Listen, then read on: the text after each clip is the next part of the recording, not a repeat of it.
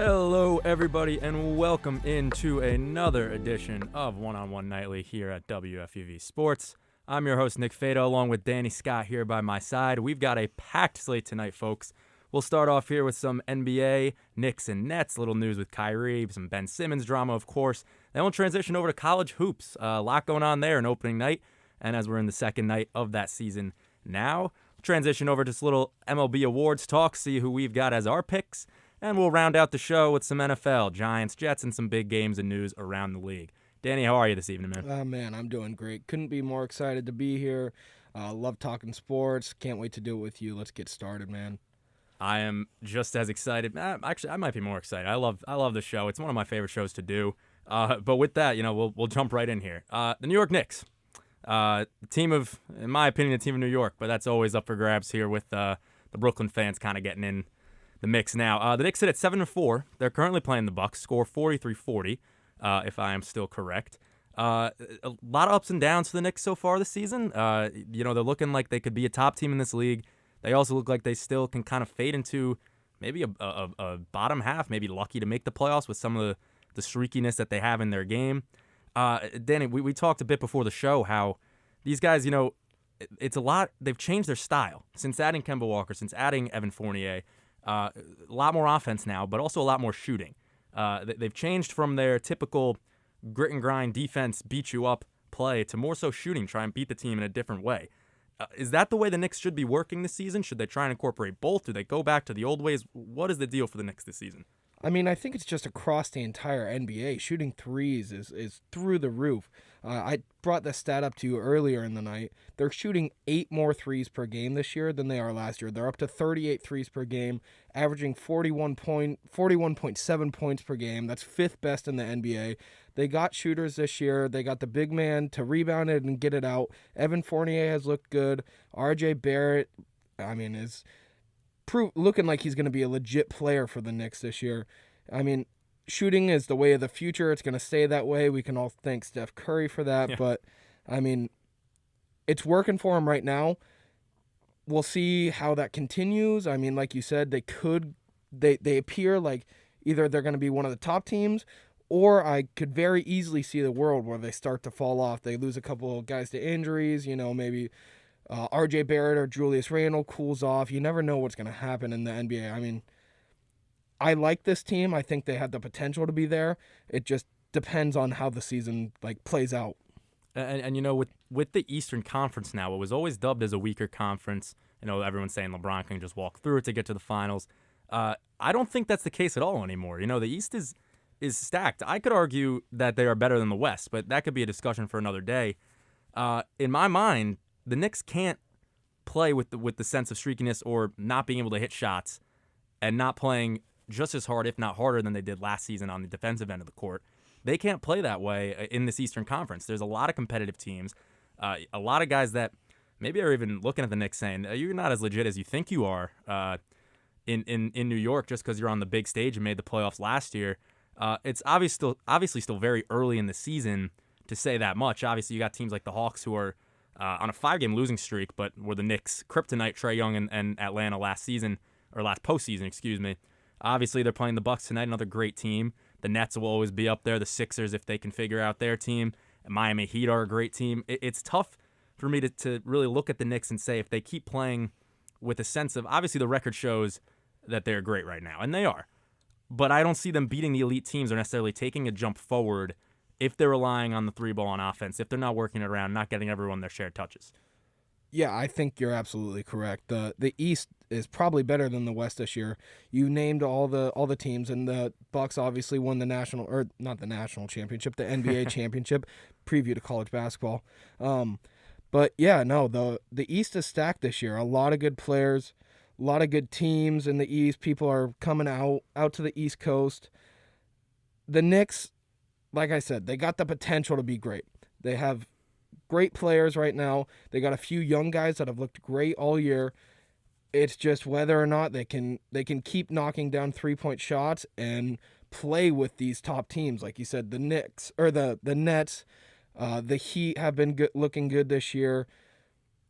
It's just it's hard for me to say whether or not I think they're going to be good or bad because the East is just loaded. No, absolutely. I don't think, and I have to at least as a fan give a little bit back up. I've been riding them because I'm disappointed when they lose. The games the Knicks have lost are ugly losses. They absolutely flopped against Cleveland, flopped against Toronto, and flopped against Orlando very early on in the season. And I guess really that Orlando game and Cleveland game, more so than Toronto because I think they're a sneaky, underrated team. But against Orlando, they shot horrifically, and they are clearly a better team than Orlando. They shot terribly, and their defense was weak in the fourth, and that's what lost them the game. There was no sense in my mind watching that game that they could come back.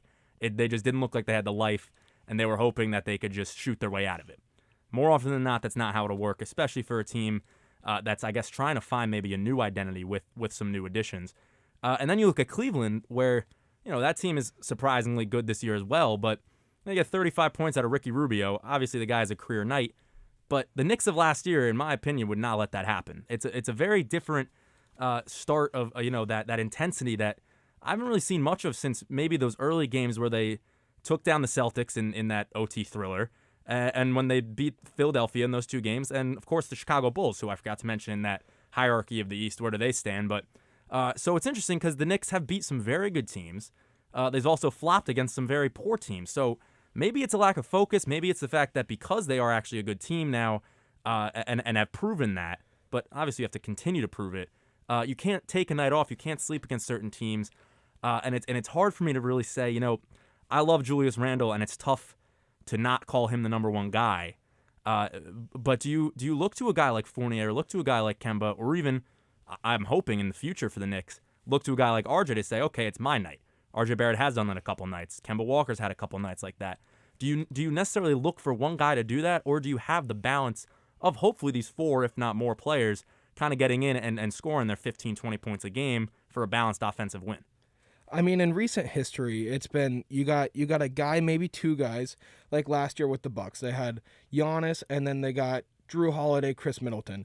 You got your guy that's going to put up 35 points per game, and then you got a guy that's going to put up 25 one game and then 7 another.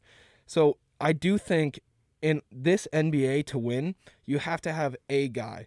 And so far, that's been Julius Randle this year. He's looked good. He's played like an all-star like he was last year.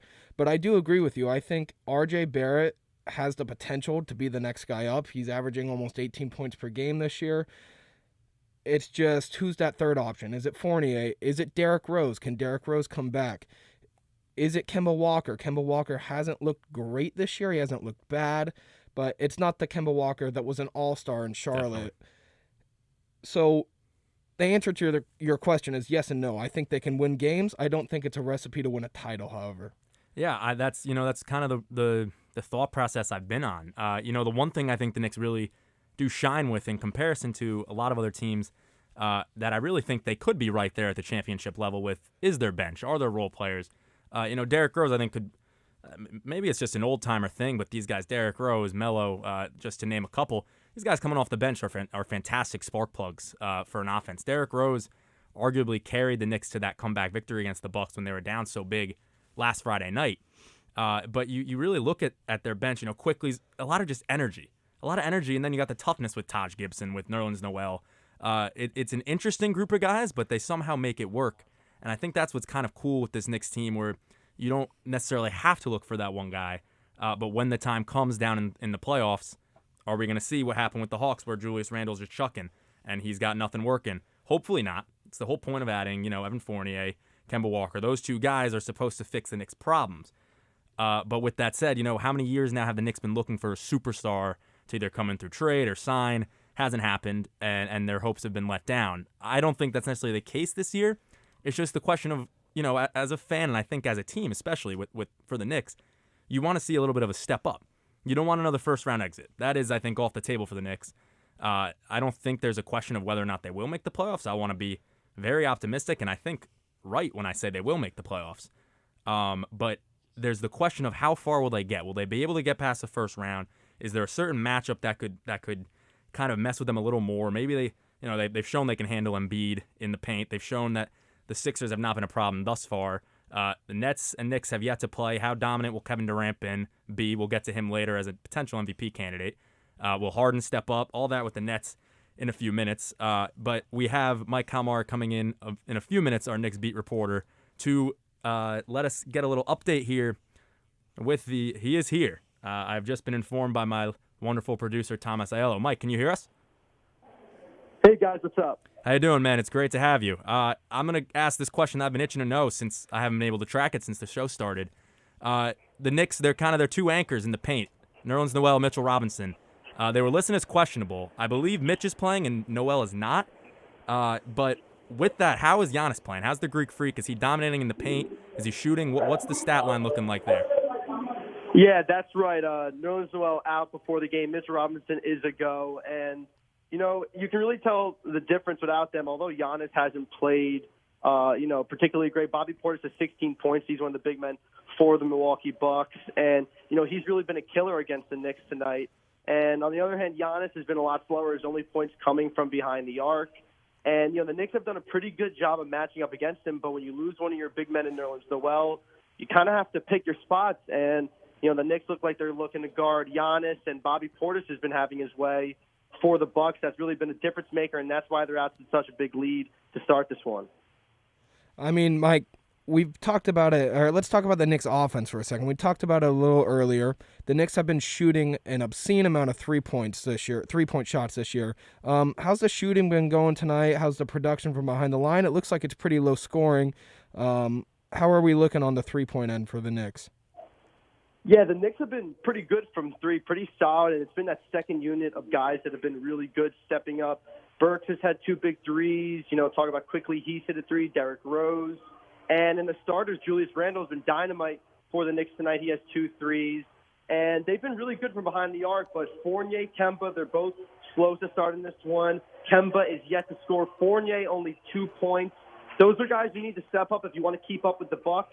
That's going to be the big thing to watch in this one. The Knicks offense has been good, but they can be better. Mike, I'm going to ask about the guy I'm hoping becomes the face of the Knicks within the next few years, maybe even being able to take over Julius Randle's role. We'll see. But RJ Barrett, is he going to continue to step up? How's he looking tonight? What do you think his potential role could be within the rest of the season or hopefully for the future of the Knicks? Yeah, I'm a real big RJ Barrett fan. He's looking really good in the offense tonight. He's comfortable with the ball. He runs the offense with poise, and he's been hitting his shots really all season long, and including tonight, he has 9 points. He's missed a couple of free throws. That's hurt the Knicks. That's definitely a part of his game he can work on, but just the maturity we've seen out of him over the years in the NBA, he's really stepped into his own, and he looks like a lot better player for the Knicks. And you got to think, by the end of the season, maybe next year, the year after, he's really going to step into that role. But I think if you're Tom Thibodeau, you really like the player you have. He's been solid tonight. Can he be better for the Knicks? I think we all can agree he can be better. But, for just being a new player in this league, he is a lot better this year. And he's really taken this offense to the next step. And I think what makes this Knicks team so good is that they're deep. Barrett does not need to be, that dynamic one player that, a lot of teams are searching for. They have Julius Randle there. They have Kemba Walker, Evans Fournier. They have that deep second unit. There are a lot of pieces to this Knicks team outside of Barrett, and I think for what he has done this year, to the role he has stepped up into, I think he's been great. Yeah, I mean, you just mentioned a bunch of guys. This team has been playing very well. They've been playing great together so far. They've had a couple bad losses, a couple great wins. How do you think this team is going to play out for the rest of the year? You think this is a team that these basketball fans need to look out for in the East? 100%. I think it's a team that nobody wants to play the Knicks right now, especially in the Garden. We've seen that, where they lie in the Eastern Conference standings. They are currently at the upper half of that. And, playing the Knicks in the Garden is tough. You can see from the atmosphere tonight, although the Bucks are up, the energy gets going. It is a loud building to play in, and nobody wants to come to New York to play the Knicks. I can assure you of that. And they're going to be dangerous in the playoffs. They are that deep of a team that, if something happens along the season where a couple guys go down, they have the guys to step up quickly. Burks, Rose, these are a really deep team. Their second unit is that good, and that's going to kill teams down the stretch of the season and in the playoffs. I think, when you compare them to the Bucks like they're playing tonight, you compare them to the Heat, some of those really great teams in the East that we know are going to be there by the end of the year, I think it gets a little tough. But for what the Knicks might be competing in that first round and maybe even second round of the East, I think they're right there, and they're going to be a dangerous team moving forward. All right, Mike, my friend, it's always a pleasure having you on. Let's go Knicks over there at MSG. Thanks, guys. Thanks for having me. Thanks, Mike. All right, we'll take it over to Brooklyn now, Barclays Center. And Danny, I've always been fascinated since this Big Three has formed. I think you could write a book on each of them individually, the three of them combined, maybe the lack of the three of them playing combined. It's always a little bit chaotic, I feel like, in Brooklyn. But perhaps they're settling down a bit more. The Nets and Knicks currently have the same record. They both sit at 7-4. Nets with a little easier matchup tonight as they are in Orlando playing the Magic. I think really the story for Brooklyn obviously is Kyrie Irving, but we'll get to that in a bit. My story is Kevin Durant, who right now is leading the MVP race. He's averaging 29.5 points per game, 8.7 rebounds, 5.3 assists, and the scariest fact to me is he's shooting 57% from the field. If Kevin Durant's going to hit more than 50% of his shots, more than 55% of his shots, I can even say, I don't know any team that can really compete with the Nets as long as he's getting a little bit of support, which, that could be kind of the threat for the Nets. But I got to know what your thoughts are with KD and the rest of this squad coming forward for the Nets. Yeah, I mean, they're destroying the Magic right now, and it's 91-74 with 30 seconds left in the third quarter. Kevin Durant already has 28 points tonight. It's not even the fourth quarter. He's already at his average. I mean, he's the best basketball player on the planet right now, and that hurts for me to say because a lot of people will be upset with this, but I'm a gigantic LeBron James fan. Kevin Durant is unguardable player. He's so good. You pair him with a guy like James Harden, with a guy, hopefully we'll get him back, Kyrie Irving, or hopefully they get some pieces for him. But yeah, Kevin Durant gotta be MVP front runner this year so far through the first 10 or so games of this year. But he is so good. And there's my question, I guess, could be relatively related to the Lakers as well. But with the Nets, they've got a lot of old guys on that squad as well. A lot of vets, a lot of guys who are kind of ring chasing, perhaps you could say, with LaMarcus Aldridge coming out of retirement, Paul Millsap, Patty Mills obviously already has his ring, but in my opinion, he was their best signing.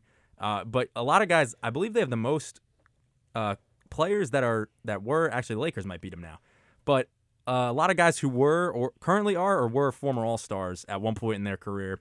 I believe the number is 6 on that squad with Blake Griffin as well. So that's the guy I was missing. I don't necessarily love what their bench does, and I think here's why. It's a lot of guys who, in their prime, were a lot more, I guess, old-fashioned NBA, if that makes sense. Blake Griffin, not necessarily known for his shooting or his. Actually, he's a pretty solid playmaker for his size, but same thing with Aldridge, more back you down. Millsap, same way. They're not too flashy and not too great of shooters like you'd see out of kind of modern day stars or even role players. So I don't know necessarily how much faith I have in the Nets bench, especially if Kyrie Irving doesn't come back. But there are guys like Patty Mills, Joe Harris, obviously a starter, but the shooters that they have around definitely are there. But I lack a little confidence in kind of these older guys coming in and really filling a role, not just as leaders, but as players on the court. They don't have the bench that the Knicks do, and I think that is a potential thing that could come down and haunt them later in the year, maybe deep in the playoff run. They don't got the guys that can knock down the three-point shot off the bench. I mean, obviously, when you have Kevin Durant and James Harden, it's going to be a tough team to stop offensively. And if you have one of them on the court at all times, I think they're a very scary team. It's just, if you only have one of them on the court, defenses are going to know who to react to. True. So, I mean, you got Joe Harris, you got Patty Mills, who's a decent shooter in his own. I remember him on the Spurs days. Great shooter. Outside of that, I mean, the big names off your bench are all big man, like you said. Paul Millsap, LaMarcus Aldridge, Blake Griffin. Is DeAndre Jordan still? He's a Laker now. That is right. He jumped the ship. I forgot about that. Yeah, but I mean, not a whole lot of shooting out of the bench unit. Like we mentioned, Kevin Durant, James Harden, both excellent shooters. Kevin Durant might be a top 5 shooter in the NBA, along with his great play. But yeah, I mean, outside of Joe Harris, there's not someone that I trust out on the three-point line. If James Harden or Kevin Durant is driving in, who are you going to pass to? And that's a big issue in today's NBA. So not really a whole lot of things that I love about the Nets this year besides Kevin Durant. So I still think they're a great team. They got a lot of talent, got a lot of star power, but we'll see how it works out. Yeah, and again, it's very early to say, who is an MVP frontrunner. Obviously, it's always early or whenever you say that in the season, but it's also early to say who's a contender right now, who's a championship-level team. Everyone would throw the Nets there at the start of the season, but of course, this fork in the road comes with Kyrie Irving and also James Harden, who maybe it's the new rules, maybe it's just something he's going through, maybe it's just a slump in his season so far, but it's not even like his numbers are bad. He's averaging 7.5 rebounds and 8.5 assists. But what I'm looking at as bad for Harden is the fact that he's averaging 18.3 points. James Harden, again, there's so many arguments on who's the greatest scorer of all time. You look at those old rules that were just changed. You could argue it's him. I'm not, but you could argue it's him. Usually 30-point-per-game scorer without a doubt. And his offense has not been there this year. And I think that's kind of, what we're saying. The Nets are missing something. Of course they're missing Kyrie. But they need that second guy. They really need it, probably around 60 points a game from Harden and KD to consistently win and really be contenders. You need that 1-2 punch, and right now Harden is not providing it. Yeah, he's shooting a lot less free throws per game. I think that's a big key thing for his game. It's 3 less free throws per game. Hypothetically, with how good of a free throw shooter he is, that's only 3 points. So say he's averaging 21 points per game instead of the 18 he is right now. That's still not James Harden level numbers. So maybe there is something going on there. Back in Houston, he was the number 1 guy. This year, he's not. He's got KD that he's got to deal with. And KD is playing like an absolute superstar. So I remember last year when Harden got traded, there's only enough room for 1 basketball. Yep. With those 3 guys. Kyrie's obviously out of the picture, but it still doesn't look like Harden is the MVP Harden that we've seen. For the Nets to be able to make a deep run, they need Harden to step up, figure it out. Even if it means less free throw attempts per game, the ball needs to start dropping for him. Yeah, and Harden has said many times, him and Kyrie have said many times, no, I'm the point guard, James Harden, and he's the 2.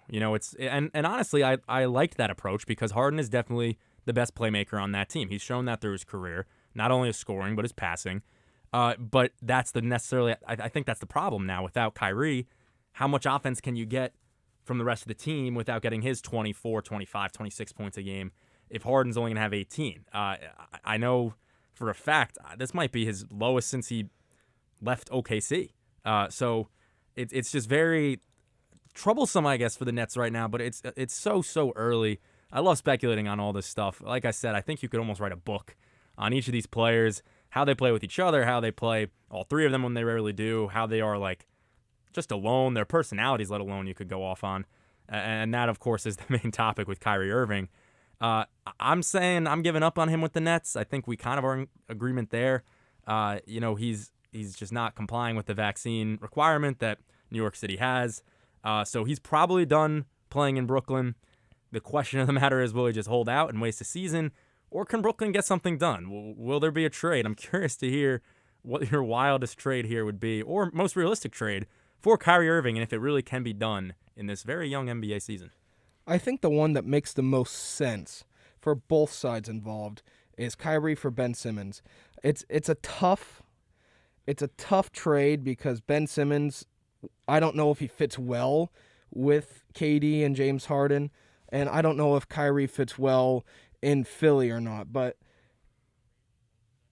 Kyrie Irving, I think his trade value has gone down an exceptional amount.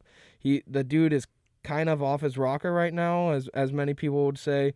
So I don't know if I have a good trade for him. I don't know if I have a bad trade for him, if we're being honest here, because if any team is getting Kyrie Irving, I mean, that's a huge upgrade at point guard. There's maybe 2-3 teams out there that don't need Kyrie Irving.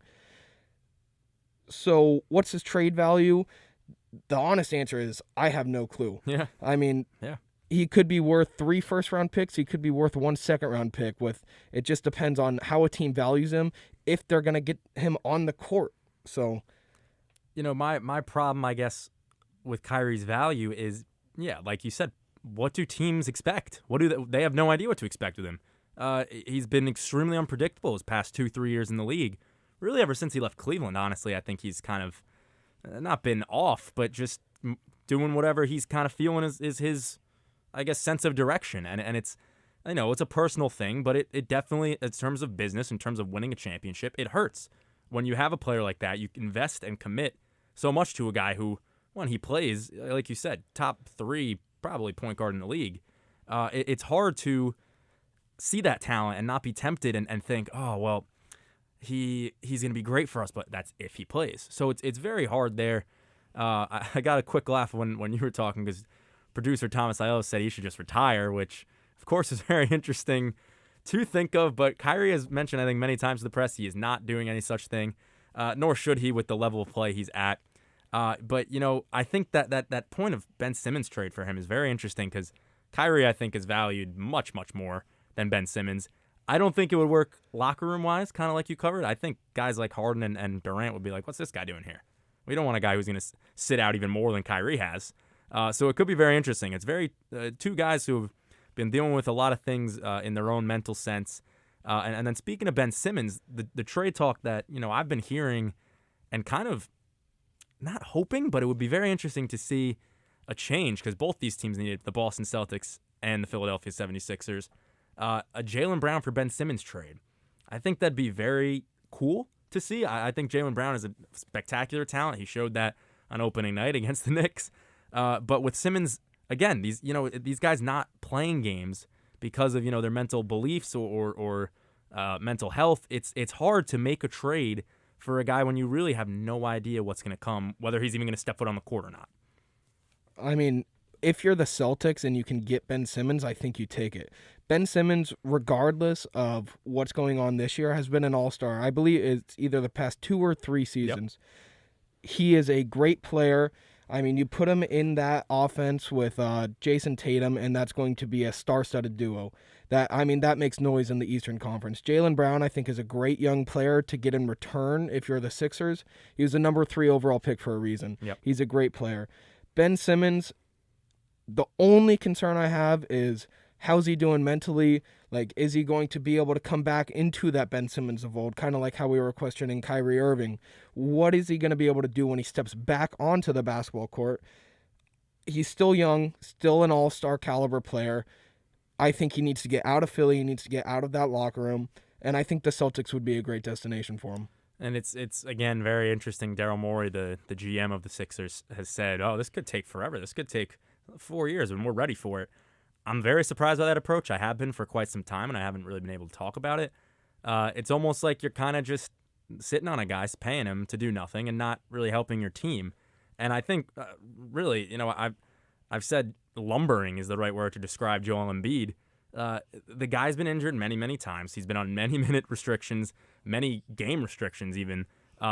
You got to protect him, especially. That guy is arguably the best big man in the league, and he's got a lot of weight on physically and metaphorically. He's got a lot of weight on his shoulders without Simmons. He needs that help. So I think if you're Daryl Morey, you kind of got to approach something or try and get something going, even if you have to cut your losses and maybe get him for something weaker than you'd thought or hoped for. But I kind of look at that and I'm not really, again, I don't care happiness-wise because I don't like the Sixers, but logistically I don't see that making any sense. So I'm hoping kind of for the sake of both of those guys, Kyrie and Simmons, they can get out of their respective situations, get back to playing basketball, because when they play at their highest level, they're awesome to see.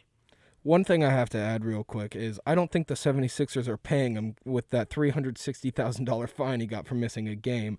So, I mean, yeah, hypothetically they're still paying him, but they are fining him out the wazoo right now. Yeah, that's true. So true. This guy needs to get out of Philly, get him in a Celtics uniform, get him in a different uniform, let the guy play. I feel bad for him. He's one of my favorite players. I love watching him play. I like his style of basketball. So, and I agree. Same thing with Kyrie Irving. I want to see Kyrie play. The NBA is more fun when Kyrie's on the court. My final point before we wrap this up, I just have to mention it, the greatest shooter of all time, Stephen Curry. 50 points last night, dominating Trae Young, putting the guy in his place, the young man saying, oh, I'm still here. Steph, you could argue, is an MVP frontrunner as well. I would love to see him win another. I think he's awesome with the Warriors and this kind of new look team that's changed from the dynasty. 9-1 Warriors right now. Could be interesting to see. But with that, we'll wrap up here our NBA segment. We got a lot in, very fun discussions, and we'll get into college hoops. We'll rank the top 10. We'll see some young guys, some guys coming back, and we'll talk all about that after the break.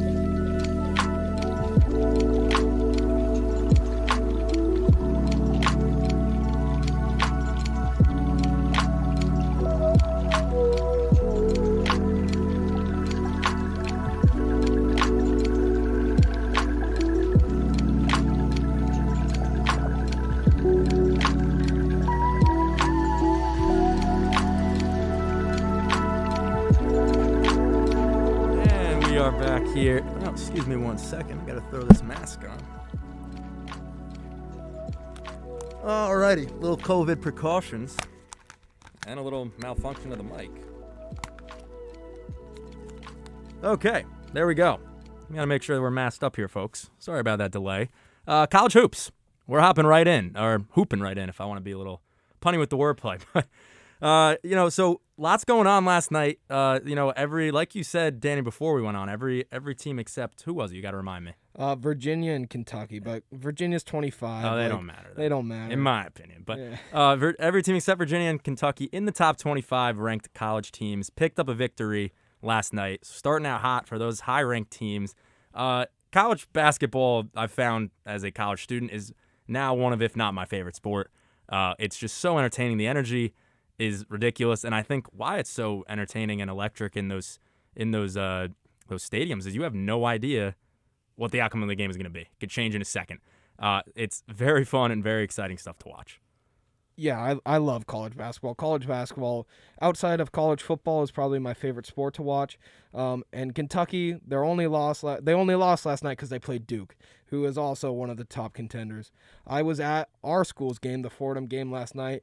Electric in the Rose Hill gym, packed student section. I think our athletic director Ed Cole said it was sold out for the students last night. So college basketball is an absolute electric factory. Love March Madness and can't wait for this season to start getting rolling. And speaking of Fordham's Antonio Day hit 1,000 career points in his college career. Congrats to him. That's always a big milestone for any player, especially here at Fordham. Unfortunately, of course, Fordham has been struggling early in the past few years. Hopefully this new culture comes in, changes some things up, and gets the team going. I'm going to preview here, just very quickly list off the teams that are in the top 10 ranked here. Gonzaga leads it off at number 1, rightfully so. UCLA at 2, Kansas 3, Villanova 4, Texas 5, University of Michigan sits at 6. Number 7 is Purdue, number 8, Baylor, 9, Duke, and 10, Kentucky. And I'll throw in one other team there quick. At number 19 is UNC. And I throw them in there because, Danny, I've been telling you how much I love this for the past couple days now. Usually you see those teams, Duke, Kentucky, UNC, top 3 to 5 basically every year. Last year was kind of a punch in the gut for a lot of those teams. Early tournament exits if they even made the tournament at all.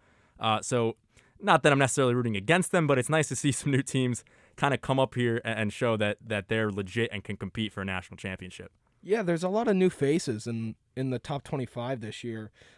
Purdue has been good the past couple years, but they're all the way up to number 7 in the preseason poll. Baylor, they were great last year, lost a couple guys, lost Davian Mitchell to my Sacramento Kings, going back Great to NBA.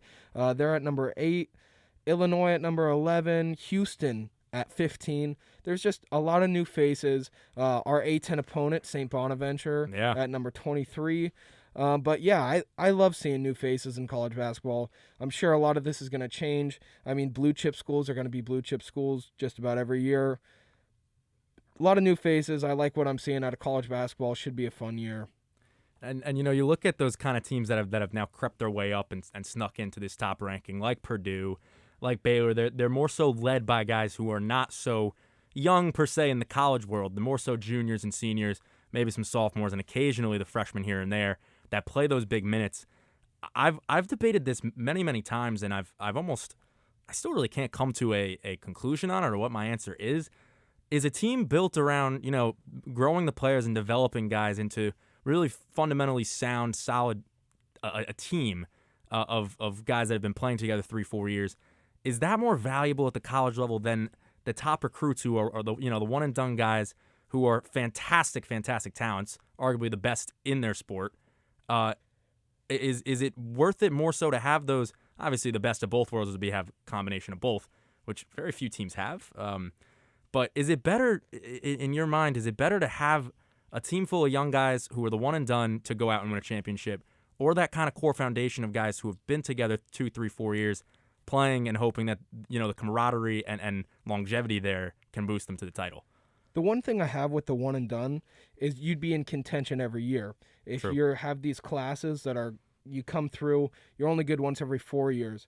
I think a team that has figured that out recently is Gonzaga. Yep. They got the number one prospect, Chet Holmgren, I believe. Sorry for butchering your name if you're listening. But yeah, they bring back Drew Timme, who was a great player for them last year. They're able to get some leadership on the team. Teams like Duke, they go out and get top prospects.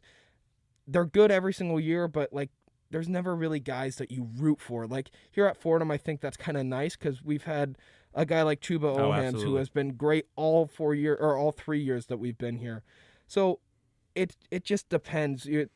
I think, like you said, the mix of it is better, like a Gonzaga, like a UCLA that can go out, get top prospects, but keep a couple of these guys that maybe were like a top 100 prospect coming in, not ready for the NBA quite yet. Yeah, and oftentimes you'll see those big teams, the Dukes and Kentuckys especially, they've usually got their one-and-dones, and it's, I guess, tougher for those, not as big schools, big basketball schools, to recruit the top prospects because usually those guys want to go play on the biggest scenes with the best coaches.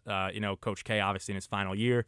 It's interesting, when these smaller, not necessarily market, you can't say that in college basketball, but not the sleeper teams, the surprising guys come up and make runs. Obviously, a guy that I've been so interested in since obviously March Madness brings out the best in everyone that plays in that tournament. Davion Mitchell showed why he should have been drafted, like you said, for your Kings. Very rare that I shout out the Kings ever in a show, but here we are. So Davion Mitchell, guy that benefited from that. And another guy who returned to college this year, the same college, smaller school in Oral Roberts University, is Max Abmas, who basically carried that team through many, many rounds, beat Ohio State in the round of 64. Then Florida, I believe, was around 32 before they got taken out by Arkansas. So it was fantastic to see. Those are kind of the stories you like to see. Not that you're necessarily rooting against those great teams that are, at the top of the standings or top of the conference, but it's very cool to see the guys who have really been kind of working without the spotlight on them get up there and show that just because it's a smaller school, you're still here to play. And those guys oftentimes are the gems of the draft in the NBA. Yeah, I mean, you saw that not to as a big extreme, but like Ja Morant was a sophomore when he got drafted. Goes to number 2 pick in the draft. Obi Toppin, number 7 pick by the Knicks, was a senior out of Dayton. I love stories like that. You don't hear about them as often anymore. I mean, it's a lot of guys. We want to get them young in our system in the NBA, and then let's develop you here instead of getting them for 4 years in college, 3-4 years in college. Let's produce your skills here, get you up here like you used to see. But, I mean, college basketball is just so fun. I love hearing these stories. I love seeing guys come in and out every single year. So, I mean, it just depends on what you're going for with these schools. I think that like Gonzaga, for example, they brought in Chet Holmgren, who has been a good player for them. He dropped, I believe it was 18. Oh, he had a fantastic stat line last night. I think it was around 13 or 14 points, 13 rebounds, around the same number there. 6 assists and 7 blocks. So he was not too far away from a quadruple-double in a dominant Gonzaga win. I think they won by around 35 points. Their spread was 40, so not as dominant as they were expected to be. But, there are a lot of just young guys that come out right away and can just step up and have the impact. Chet Holmgren will probably be a lottery pick, if not probably, most definitely, because even from high school you see his highlights, and that's where the recruiting from high school now can be amazing too, but that's a different story. You look at Chet Holmgren, and he's been there for a while, just like you saw with LaMelo Ball in the past. He's been a guy you've watched for a while, and now he's at that level, and you can see really how fantastic of a player he is, just very versatile, fits the modern NBA. Another guy, Emoni Bates, who will not come out of the draft this year from Memphis. He's scary to think only 17 years old, so he won't be eligible. I believe that's how the NCAA works now, but I'm sure after his sophomore season, he'll be out of there. I'm just very excited to see. Memphis, I think, got kind of, I don't know what the right word is, maybe cheated out of it. James Wiseman couldn't play that one year when he would have been phenomenal, I'm sure, for Memphis. They've had their couple of chances here with the top prospects, so I'm hoping this year kind of cashes out, and next year for them. They had a nice win last night, and they're in the top 25. Not too high, but it's not too often you see Memphis in that top 25. So it's very cool to see these young guys kind of come in and just contribute right away. Yeah, I was looking at the projected draft, and Holmgren was number 2, but there's a guy at Duke who had a great game last night too. I'm sorry, I'm probably going to Paolo Banchero. Banchero might be. 22 points, 7 rebounds. And then Trevor Keels, who's also a freshman, 25 points. Yep. Kind of put Duke on their back last night, taking it to number 10 Kentucky. College basketball is just so much fun, man. It's the sneaky aspect of me personally. I hadn't heard of them because Duke wasn't so big last year. They weren't a team who you were really watching as much as usual because they weren't at the top of their game. They could return this year. Obviously ranked number 9. They could fluctuate up and down. And those two young guys, they combine, you said 22-25. That's a pretty good offensive output from 2 guys on your squad, especially in college basketball. Your games aren't really reaching, 100, 110 points. It's fantastic to see. And then, really, again, I think I may be a little more in favor of the returning guys, especially after watching last year. Just to name a few, UCLA's Johnny Juzang, Colin Gillespie, is back from Villanova in his graduate year. Drew Timme and Gonzaga, like you said, and another sneaky guy from Michigan, who are still ranked number 6 under Juwan Howard, is Hunter Dickinson, the big man. The role of the big man obviously has changed in the NBA, but I think in college it's still so vital for just to have a big guy down low who can just bang down low and get those easy buckets under the hoop, and that's really what Hunter Dickinson is. So those are a couple guys I've had on my radar that are returning, and really, if you look, they're returning to their top teams that had fantastic runs last season. Yeah, my big one is Johnny Juzang. He was stellar in March Madness last year. UCLA is ranked number 2 for a reason, and he is a big part of that. I like what you're saying about the big man. One guy got drafted last year, or he was either last year or 2 years ago out of Iowa, Luka Garza. Oh, right. Last year. Loved Luka Garza. He was a 4-year player there. So, yeah, I mean, getting some veteran leadership in these schools is great for teams. And having that big player down low that can bang in the paint, get you boards, get you a dirty 12-rebound, 11-point game. Yeah. One of my favorite things. That was my style when I was playing basketball. Obviously, I'm a little short to be playing with these guys. But great players that you just named off. And we'll talk about it right now. Number 4 Nova versus number 2 UCLA on Friday. Big game. Johnny Juzang, I'm expecting to have a big game in that one. So I'm looking forward to that one. It's, they've got, I'm blanking on it. I don't know how to pronounce it. Pronunciation's a tough one for us tonight. Jean Jacques, I think that's right. Junior, he's another guy who I believe is a junior now who stayed with UCLA. Not necessarily the big-time name of Johnny Juzang, but obviously you can't really have a one-man show, especially in college, which is, like we've said, is very cool. But it's that matchup, that I'm really looking forward to of 2 top teams, top coaches from UCLA and Villanova, but you've got obviously different positions, but really top-tier guys who have shown time in and time out that they can affect and really win you a game with Juzang and Gillespie. So it'll be very fun to see, how that works out. I'm again, so young this college season. Obviously wait until around April for the tournament to begin. But it's just so much excitement, especially if you, whether or not you have a team or not. College basketball is one of the most exciting sports to watch. So I'm really looking forward to getting towards that. Yeah, couldn't agree. I love college basketball. I'm a huge Oregon fan for college basketball. Obviously, you can see the Notre Dame for college football. Were they up there in your 25, or are they? Yeah, they're up at number 13 right now. All right. So I'm feeling a little good about that. But I mean, we'll see. The season. I mean, we've seen these guys play one game. Half of the teams we haven't even seen play yet. So we'll see how it goes throughout the year. But I'm looking forward to it. We are going to head to a quick break here. Nice quick little college hoops preview segment. When we get back, we're going to go into the MLB awards. Danny and I will make our picks, as expert or not expert as they may be. We're going to make them. We'll see if we get them right. I think I'm doing well here, but we'll see how it goes when we get back.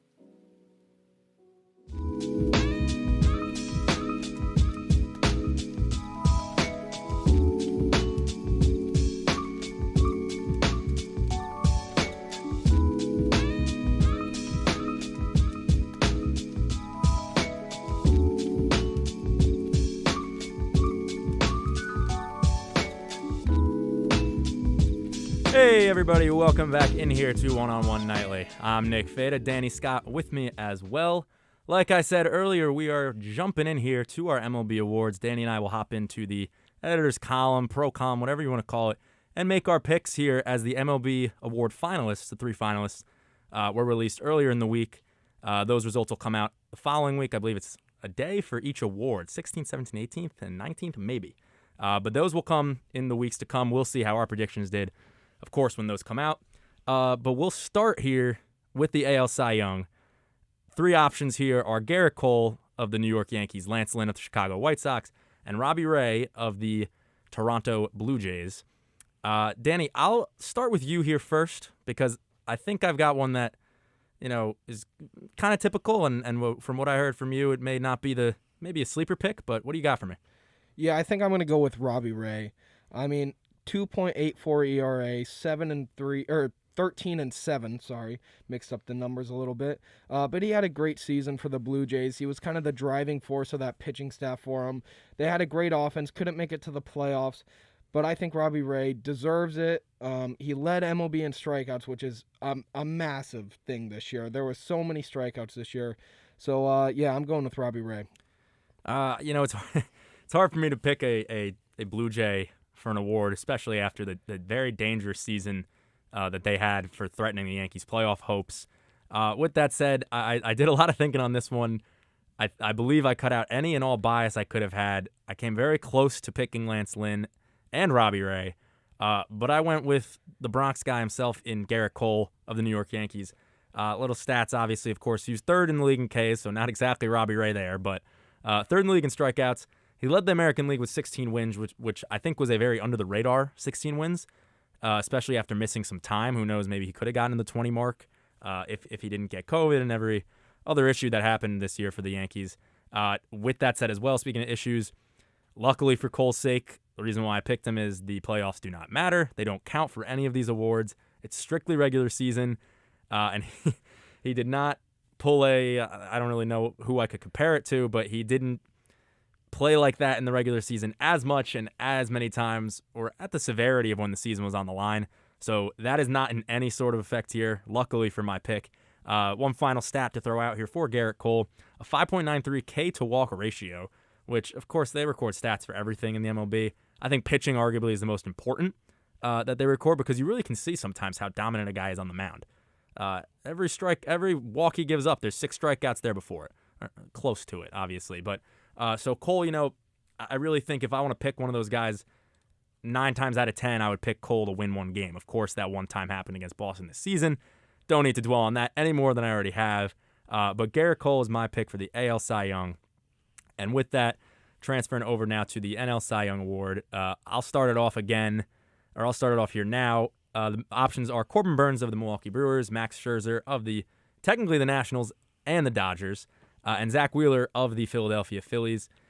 This one was a little hard, I think, to pick. I think by name you look at Scherzer as being the dominant top dog, but also, I don't know. I think sometimes you give it to a guy who really kind of showed up and came out of nowhere and earned it. Corbin Burns is my guy. He was great in the shortened season of the MLB in 2020, but this year he really showed, yes, I'm a legit starter. He was fantastic. He was the ERA king, is how I put it. And to me, when you lead the league, there's so many, again, like I said, so many stats that get recorded. You could look to strikeouts as being the most important, look to the strikeout to walk ratio, look at the wins. But ERA, in my opinion, is the most important stat there because I look at the days of Felix Hernandez having a great ERA and never having a good record because he played with the Mariners, who were not a good team.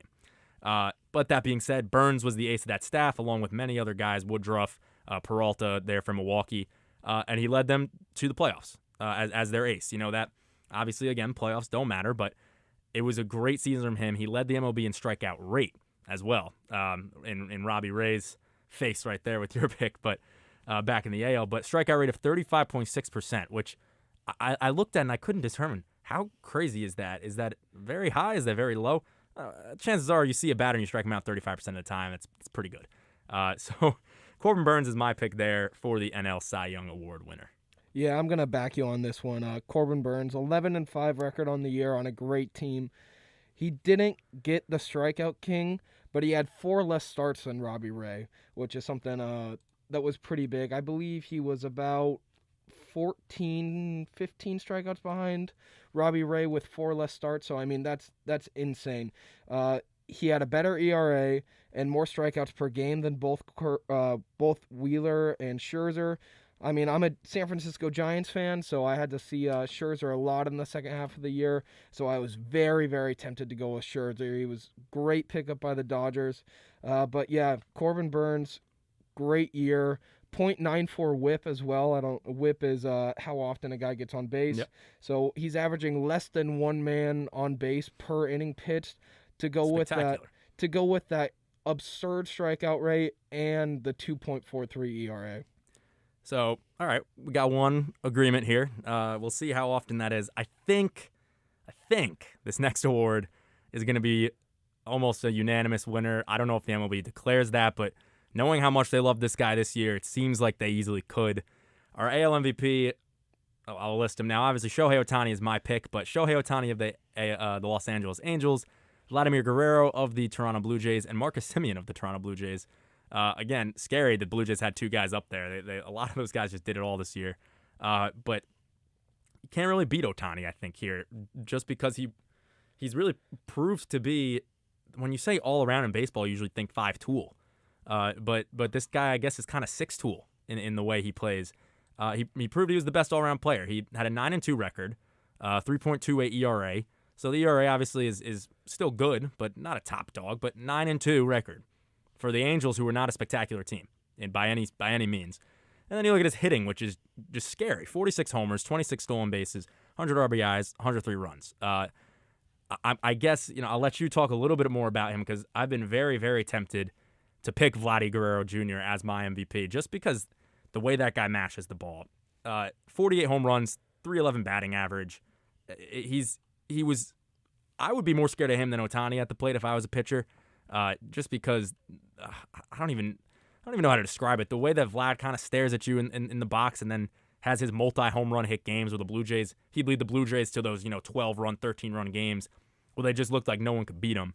That's where I'd want to give the edge to Vlad, but the greatness of Ohtani and the things he's done that really have never been done before. You could compare him to Babe Ruth, but Babe didn't do it. You have to give it to Shohei. They're going to have to figure out how to make this not Shohei Ohtani's award for the rest of his career. Right. Because if you're able to do what he does both on the mound and at the plate, I mean, you're just the MVP every single year. When you go 9-2 and also hit 46 home runs with 100 RBIs, it's absurd to me. The dude is so good at baseball. Also, another stat to bring out, he led the MLB in its entirety in WAR and was tied for first with 8 triples this year. So not only does the dude hit 46 home runs, but he gets 8 triples, which is tied for a major league best. He's so good. He throws 100+ miles per hour and hits 500-foot home runs. I mean, I don't know how you don't love this guy if you're an MLB fan, and I don't know how he would not be the MVP of this season in the AL. I don't know how we couldn't be in consensus on that one. I think it's going to be very, maybe correct me if you think I'm wrong, but I think it's going to get a little boring hearing so much about Shohei Ohtani in the future. I'm the name Shohei, obviously, like Showtime, whatever you want to call it, but I may get a little bored of it, but for now, you got to just bask it in all its glory, and as he should, rightfully so. NL MVP now, we've got 3 guys. I will mention this, actually, because this was arguably the most interesting aspect of all of this discussion. Of the 6 MVP finalists, 3 in each league, of course, none of those 6 players made the playoffs. So again, shows playoffs don't matter, but who knows? Maybe they should, maybe they shouldn't. I won't be the judge of that. Everyone can debate that on their own. But for the NL MVP awards, we have Bryce Harper from the Philadelphia Phillies, Fernando Tatis Jr. of the San Diego Padres, and Juan Soto of the Washington Nationals. This one, I think, was arguably the closest race that we've had. I think it really could go either way, or I guess any way with the 3 of them. But I'm picking Bryce Harper just because of how hot he was towards the end, how just short the Phillies came when they made that push. That's almost why I picked Zach Wheeler for my NL Cy Young as well. Same reasoning. But he led the majors in slugging percentage, and he had a 309 batting average. You bat above 300. There were not as many guys who bat above 300 as usual this year, I noticed. So for Harper to be able to do that, fantastic. And he had 19 home runs in his last 58 games. So he was on a tear. And also Harper he has, some familiarity with this MVP talk. He won in 2015, excuse me, and he's the only player on this board to win an MVP. So Bryce is my pick. I did want to throw, though, and I'm not sure who your pick is here, but I did want to throw Fernando Tatis's name in. I wanted to give it to him, but I can't because of two reasons. His fielding to me as a pro sometimes is one of the most beautiful things I've ever seen, or the ugliest thing. I would want to give it to him based on his hitting. 42 home runs. He led the NL in homers as well as stolen bases. That's scary. That's just, I don't know how you can really compete with that or really keep him off the base paths in any way, whether he hits it out or takes him from you. But he played 130 games. He missed 32 games in a season. My question would be, how many more would he hit if he played? If he played those 30 games, I could see myself giving him the pick, especially if the Padres might have made the playoffs. But who knows? So because he didn't play enough, Juan Soto you could throw in the mix as well, but I just don't really think the Nationals were legit enough for me to want to give him an MVP. So Bryce Harper's my pick. Yeah, I agree. I've started to get pretty familiar with Tatis, and he is a great player, but like you said, missing some games this year. I'm also going to go with Harper. I mean, he was so good down the stretch. He was so close to leading the Phillies into the playoffs. And who knows? I mean, the NL East won it. Maybe if Bryce Harper and the Phillies get in, they end up being the World Series champions. But yeah, 35 home runs on the year. Led the MLB in OPS. Tied for first in doubles. 429 on-base percentage. Was second only behind Juan Soto. The dude had a great year. I think Soto may have had a slightly better offensive year, but I mean, the Nationals blew everything up on the deadline. They were not in contention for anything. I think the MVP needs to go to a guy that played on a semi-decent team that also had a great year, so that's why I'm going with Harper. I think maybe the best player in the National League this year was Juan Soto, but I think Harper is your MVP. Yeah, I think Soto does go under the radar because of that, but who knows? Maybe it's rightfully so that he goes under the radar because his team was one of the worst in the league this year. But anyway, we'll move on here to our managers of the year, which I think is always more interesting than people give it credit for. In the AL, we'll start there. We have the Astros, Dusty Baker, Tampa Bay Rays, Kevin Cash, and the Seattle Mariners, Scott Servais, who is my pick, that final guy. For the Mariners to come so close, I almost wanted to see them somehow get it, as long as it meant the Yankees didn't get out of the playoff picture. But the Mariners haven't been in the playoffs since, I believe, the year we were born, which is now getting to be over 20 years at this point. So it's very long overdue, and that team was not as good as I think their record showed, which is very rare to say. I think usually it's the other way around. But they won, I think it was 90 games on the season, and came just short. And I really, you got to give credit to the leadership behind that, because Mariners had a couple leaders, like a guy like Kyle Seager, but also a lot of young guys who really stepped up and filled roles. And it was really cool to see a team who, again, small market, hasn't made the playoffs, even all those years with Ichiro, which is crazy to think, but hasn't made the playoffs in 20 years. It would have been cool to see them get in, but I think the fact that they were in it until the last day of the regular season was remarkable. So that's why I want to give them the pick, or him the pick, excuse me. That is the only reason why I can't go with him, because he didn't make the playoffs. All right. So I'm gonna go with the guy that led the best team in the AL, Kevin Cash. They go out when, I believe, 106 wins? Yeah, they got over 100. They were definitely over 100 wins. I know, because the Yankees gave it to him. He's a great manager. The Rays have been in contention every single year. I think it'd be hard not to pick him in my case, because I know who I'm going with in the NL. I think it's pretty obvious with my fandom and how good they were this year. But yeah, Kevin Cash, AL. The analytics, I mean, you can talk about maybe they should have won the World Series last year, but this year they were, I think, a little bit better with that. He's brought them over 100 wins, like I already said, but when you win over 100 games, it's hard for me not to go, yeah, that guy kind of deserves it. Well, you basically alluded to your pick in Gabe Kapler of the NL manager for the San Francisco Giants. Spectacular with over 100 wins, easily. Best record in the NL. Almost beat the Dodgers to keep going. But just for the sake of argument, I'm going to go with, I don't know, maybe I don't want to go with him. Actually, I think I have to give it to Kapler. I have to. I wanted to change my pick, but I couldn't. Gabe Kapler is my NL Manager of the Year. He led a team that people thought was going to get 60 to 70 wins. Double that almost. So it's ridiculous that they were so good with really, I don't think the Giants were that talented of a team. But that's all I'll say there. I'll let you get your little spiel in here with your Giants to talk highly of them for a second. Yeah, I mean, obviously, I watched a lot of Gabe Kapler and his managing style this year, and when I wasn't watching, I was listening to the radio while I was working, but they were projected, I believe it was 77 wins this year, end up winning 107, 30 more games than they were projected. I was not sold on Gabe Kapler or analytics before he got to San Francisco, but this team was not supposed to be this good, and they end up being the best team in baseball. I don't know how you can win 30 more projected games than win 30 more than you were projected. But Gabe Kapler brought us to where we needed to be, and I mean, I'm hoping that he'll win another Manager of the Year next year and a World Series for me. It would be extremely interesting to see that happen, especially with Buster Posey retiring. But, these awards, obviously all three members of each grouping or finalists are rightfully so deserved. It could go any way. We'll see. Maybe we keep track who was right, who was wrong. We got a couple agreements here and there. But with that, we are going to transition to our final segment. Stick with us, folks, for some NFL talk, Giants, Jets, and we'll talk about some crazy-ish news that's going on in the past week or so as well. Stay tuned.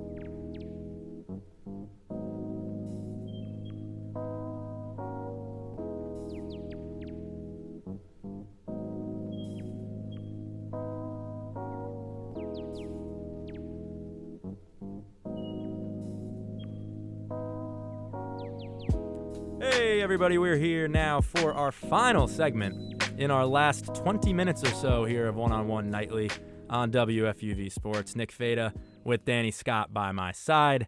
We're jumping into the National Football League, the NFL. Some interesting things going on in the NFL, and I think we can maybe start with the fact that the Giants picked up a win for the third time in 9 games. They currently sit at 3-6. They get a nice W heading into the bye week against the Oakland Raiders. They played at MetLife Stadium in that game and finished with a score of 23-16. Danny, the Giants tear my heart out, put it back in, tear my heart out, put it back in. In reality, I've said this so many times, I think they should be a team that's about, maybe they could be 4 and maybe they should be at least 4-5. I think they've lost a couple games where they really should have won against the Falcons, against the football team. They've also won some games that they maybe shouldn't have won. Like people probably thought they had no business beating the Saints. I didn't.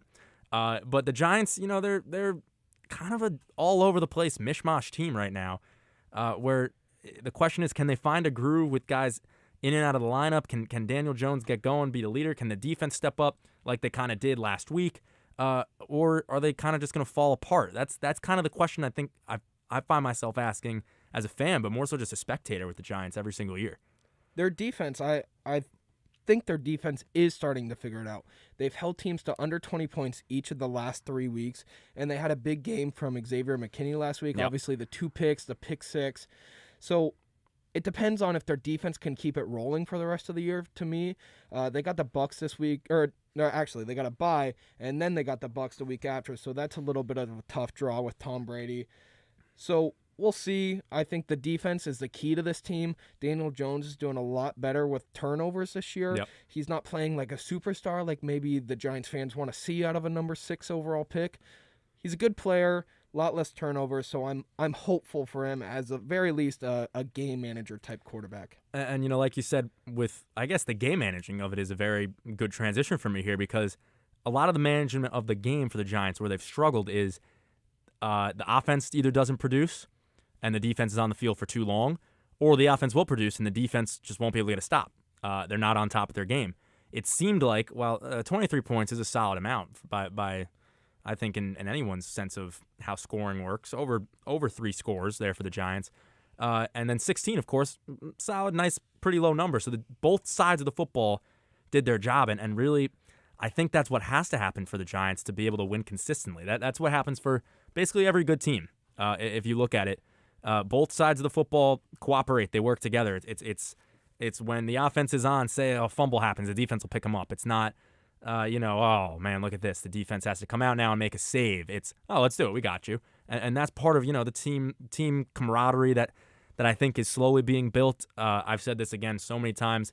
The Giants defense totally took a blow by losing Blake Martinez, their captain on defense, middle linebacker, really just the field general out there, for a lack of better terms. I think that is a good term, but he really did it all for the Giants, tackling machine, and he kind of, with him not out there, you look for another leader, whether it's James Bradbury, who has kind of had an underwhelming season, to say the least. But this Giants defense, like you said, they've figured it out these past few games. Holding teams under 20 points 3 games in a row is major. But you got to pick up wins when the defense does that as well. So that's where you can shift to the offense. I'm curious to hear, before I dive into my little rant on the Giants on the offensive side of the football, if you've got any thoughts on last week's victory on the offensive side of the football, or anything else that's going on with the Giants and the offense. I think it's all going to come down for the Giants if they can run the ball. Devontae Booker last week had a great game. Yep. I think it was 99 rushing yards. 99 on the dot. And looking into the future, potentially after the bye week, you get Saquon back. Hopefully. And Kadarius Toney went out early in the game with an injury, so maybe you get him back. He's looking like a very high upside rookie that has been playing well so far. So it's just, can they get these guys going? Can they get Saquon going when he gets back? Can Daniel Jones get the ball to a Toney? And I believe, is it Kenny Golladay is going to be coming back too? So it's just whether or not they can get these going. Can the defense keep producing like they have been the past few weeks? I want to hear what you have to say, because obviously you're a fan of the team. So I'll give it up to you. Yeah, the injuries has been really the story of the season, I think, for the Giants. Besides shooting themselves in the leg and the foot and the thigh when they lose games with penalties, I take back what I said about them either being 4-5 or 5-4. I think realistically they could be 6-3 if they were to pick up wins against the Chiefs like they should have, and then the Falcons and the football team. Obviously that's hard to do, but those are 3 games where they shot themselves in the foot, and even more so everywhere else, just meltdowns of games. I'm not saying that's all in the offense. Obviously defense draws penalties as well, some big ones for sure, but it's interesting. I looked at the stats after the game. I missed the beginning of it when I was watching on Sunday, and I saw E. Ingram touchdown, Evan Ingram, and I was like, oh, holy, I almost forgot he was on the team because of the lack of production. Obviously, he's had his problems with injuries, but when he plays, he's shown tremendous upside, but also some pretty bad signs as well, like when he dropped the football against the Eagles to kind of ruin the Giants' somehow playoff hopes last year. But, seeing him get on the board was a sign of something good, I think. Ingram, very talented as a tight end, really almost like a slot receiver as well. I think this bye week is arguably the best thing that's happening to the Giants right now. They get a win, so there's some confidence and momentum. They don't necessarily have to ride the momentum, but they will when they go to Tampa. Probably a loss there, but who knows? You get guys back, a little spark, a little energy. No one's really seen these guys play much this season. Maybe the Giants have a different game plan there, and maybe they come out with a win. And if they win there, they jump to 4-6. Again, very unlikely, but they jump to 4-6. 7 games left in the season. There's a solid chance they could finish 500 or above 500. And with the way the league pans out, who knows? Maybe the playoffs are an option. I wrote down playoffs with a question mark because there are a lot of subpar teams in the NFC right now who are kind of battling in that middle territory. The Panthers, the Seahawks, the Falcons, the Niners, where it really could kind of go any way with those teams, especially based on injury. Injury plays such a huge role, of course, in the National Football League. But with the Giants, I think the key is now you get these guys back. Just treat them right. Don't necessarily rely on Saquon Barkley to do everything. As much as Giants fans would want to, he probably still isn't even 100% healthy from his first injury.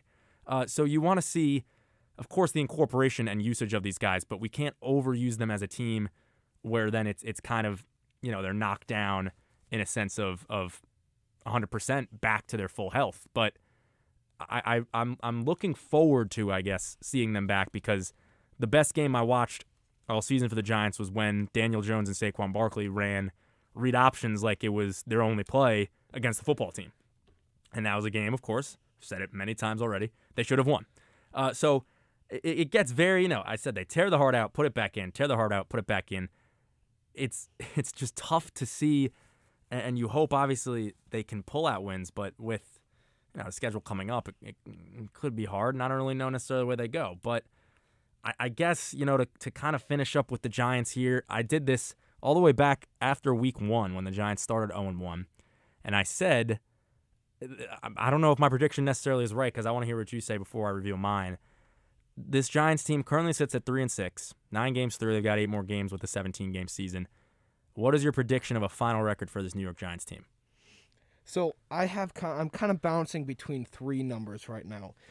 I'm thinking a 7-10, 8-9, or 9-8 win season. Mm-hmm.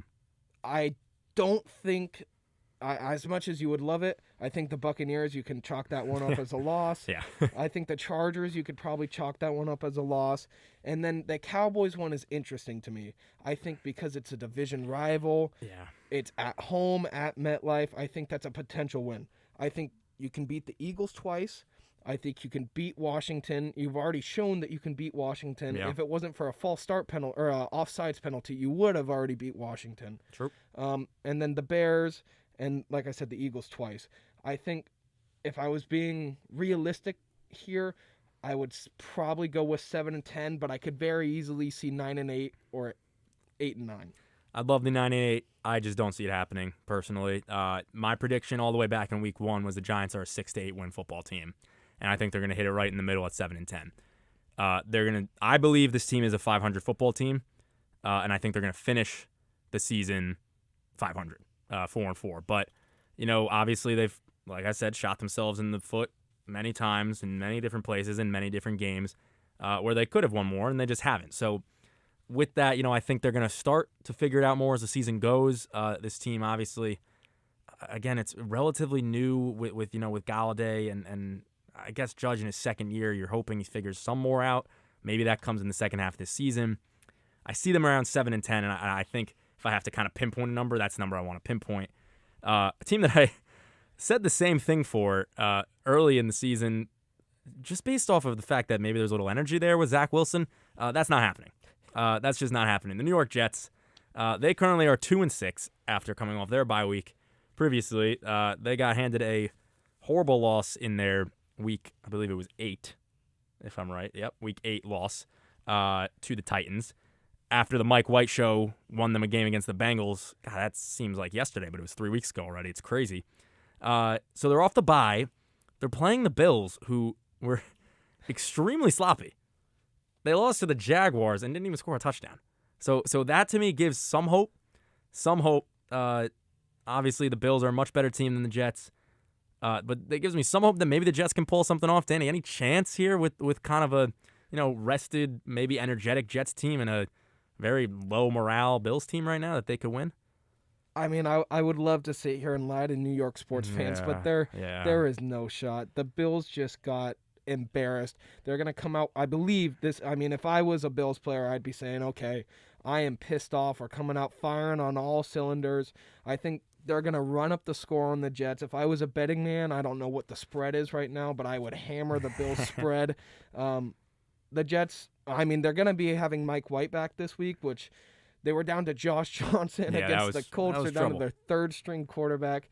So, I mean, I just don't see any shot with the Jets here. I think the Bills are pissed off coming and playing a bad team. The Bills are going to destroy them. Yeah, and Mike White, and I've talked with many Jets fans legitimately asking, well, okay, Mike White, he has a jersey in the Hall of Fame now from his first game. That's how legit he was. That's how legit he looked and was in that first game. Second game obviously goes down. He didn't necessarily play poorly, but he comes back now. He's healthy. Is there any chance that he performs at a rate where you say, wait a minute, we got to keep this guy in somehow and maybe wait on Zach Wilson, even though he's our supposed guy? This guy, Mike White, is a pretty solid QB after all. Yes and no. I mean, the Bills have the best defense in the NFL right now. And who was it that they played when Mike White went off? I can't remember off the top of my Bengals. Head. Yeah, Bengals. That's right. You literally just mentioned that. Not as great of a defense. I mean, if Mike White comes out and lights the world on fire, sure. Let's have something to look forward to. I mean, Zach Wilson was the number 2 overall pick, but who cares about this guy if we're gonna have this guy going out and beating the Bills? The Bills are a much better defense. I would be shocked if Mike White has as good of a game. I don't know if you're a fan of Barstool Sports, but Big Cat from Barstool said Mike White just bought himself as a 10-year career backup in the NFL. Yeah. And I would think that's more likely his career path. Yeah, I think it's kind of absurd. It's always, I think a lot of times for first game QBs, no one knows what to expect. There's not much game film. They can kind of go out there and get anything going. It'd be interesting to see. Obviously, I don't think Joe Flacco will see any time with the Jets as he makes his kind of homecoming tour with them. But I don't see it happening. The Jets are 2-1 at home. You actually mentioned that to me. They're only 2 wins coming at home. Again, I don't really think it matters with the Bills. The level of embarrassment that the Bills basically faced last week, especially Josh Allen, losing to Josh Allen, getting sacked and picked off by Josh Allen. Josh Allen's probably not happy about Josh Allen right now. But so, yeah, I think there's going to be a lot of change. Not necessarily change, just a little wake-up call for the Bills. They sit at 5-3, not as dominant as they were early in the season. But, tough loss against the Titans, and obviously this loss acquired 2-3. But the Jets are just not in the same league as the Bills. Technically speaking, of course they are. And division, if we want to get really technical. But those guys are, they're just a much better team, top defense. QB Josh Allen should be able to get everything he wants in this game against a lackluster Jets D. Their D-line has always been solid the past few years. I don't think that matters. I don't necessarily think the Jets will – actually, I don't even know if the Jets are going to score a touchdown in this game, to be honest. I really don't. I just don't trust any – Corey Davis coming back, but he hasn't really been a great producer for the Jets. Obviously, Mike White maybe is the savior. Maybe it's Zach Wilson. Who knows? But I don't see anything happening. I don't think they're going to get on the scoreboard. And I kind of want to transition quickly now, as we're in the last 5 minutes of our show here, to some other games that went on. A very low-scoring one, which is threatening to, of course, the Kansas City Chiefs for me. They hung on in a nail-biter last week against the Green Bay Packers, 13-7. And not the Green Bay Packers that we were used to with Aaron Rodgers, the Green Bay Packers with Jordan Love. Who did manage to throw for his first career touchdown after a long, long wait, as I'm sure our producer Thomas Aiello knows with his Packers. I feel like he would not be happy if I didn't shout those guys out. But so, Danny, I guess maybe it's because the Chiefs beat the Giants in a very not so fantastic fashion, but I'm not buying these guys one bit this year. They are nowhere near a contender, and I think they are lucky if they are a playoff team. I think they were lucky to win this game. I don't know if you watched it or what was going on, but they missed a field goal, a chip shot field goal. and they also got one blocked. And then on the other side of the special teams with the punting, they had a muff punt that eventually turned into a Kansas City field goal and an additional one on top of that. So add those two and take away the one, the Packers win 13-10. I wasn't impressed with Jordan Love, but I wasn't super concerned for Packers fans. Yeah. I think Jordan Love is a very solid option for the future. Playing under Aaron Rodgers, who knows what his deal is when he's going to come back or not.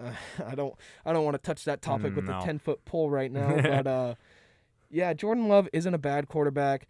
I don't know what's wrong with the Chiefs. They need to figure it out. They obviously 3 AFC championship appearances in the last 3 years and 2 Super Bowls in the last 2 years, beating my 49ers, of course. But yeah, Patrick Mahomes need to figure it out. He was 20 for 37 with 166 yards and a touchdown. That is the lowest total of his career as a starting quarterback. I didn't notice it was the lowest of his career. I knew he didn't play spectacularly, and he has not in the past few games. And I think, that's obviously the problems can start with him as the leader. Defense is atrocious, too, for the most part. But what my problem with the Chiefs is, obviously they are on a 2-game win streak now, right? Against 2, I would say, subpar teams maybe at the current states they were in. But those aren't statement wins. The Chiefs needed a statement win one of these past 2 weeks. They got wins, but they need a statement win. If they were to beat the Giants 49-14 or destroy the Packers on offense, it would have been a little different. I think people would have been, oh, okay, maybe the Chiefs are back, even if it was just for that game. But the fact they haven't done that is something I think is kind of threatening for these guys, especially as they manage in a tough AFC. Speaking of that tough AFC, Titans still look good. They beat the Rams 28-16, who the Rams are, in my opinion, top Super Bowl team in the NFC. Maybe them and the Bucs will duke it out, but that's another story. Titans prove they're still there. Are they still elite without Derrick Henry is the question. I know my fantasy team is not elite without Derrick Henry. That was a big blow over here, but I mean, they rattled off their 5th straight. The defense is what did it. They 2 picks on Matt Stafford, sack him 5 times. Their offense didn't look great, but I still think they are very, very much a Super Bowl contender, especially if they can get Derrick Henry back later in the season. As a fantasy owner of Derrick Henry, I have prayers that he's going to be coming back. But yeah, I mean, I was surprised. I thought the Rams were going to take it to them. No Von Miller yet for the Rams. That's going to be scary when they face my Niners next week on Monday Night Football. But yeah, that Titans defense looked great, and I was honestly shocked. I thought the Rams were going to roll through them with no Derrick Henry this week. And our final piece of just a real quick sentence here, there's been some buzz about Odell Beckham Jr. going to this team, going to that team, maybe not going anywhere at all if no one wants kind of the head problems that he brings. You got to pick one team right now where Odell is going to sign. Where will that be? Ooh, I want to say the Chiefs, because I think he can potentially come in, help Patrick Mahomes out, give him another option, and turn him into a contender for this year. I heard a lot of talk with the Packers. You kind of got 2 guys who are, I guess, strange mental players with Odell and Aaron Rodgers, kind of march to beat their own drum. Yeah, Aaron is a bit of a hippie. But who knows? Maybe so is Odell. It could be very interesting. That would be a Showtime duo, as well as Mahomes and Odell would be, if Odell can kind of spark into his sense of greatness that he once had with my New York Giants. But with that, we'll wrap it here for the night. It's been a spectacular show. We thank you all for joining us. I know I had a lot of fun. Danny, I'm sure the same on your end. Our producer tonight was the magnificent Thomas Aiello behind the studio for us. I am Nick Feda. For Danny Scott, WFUV, One-on-One Nightly is a production of WFUV Sports.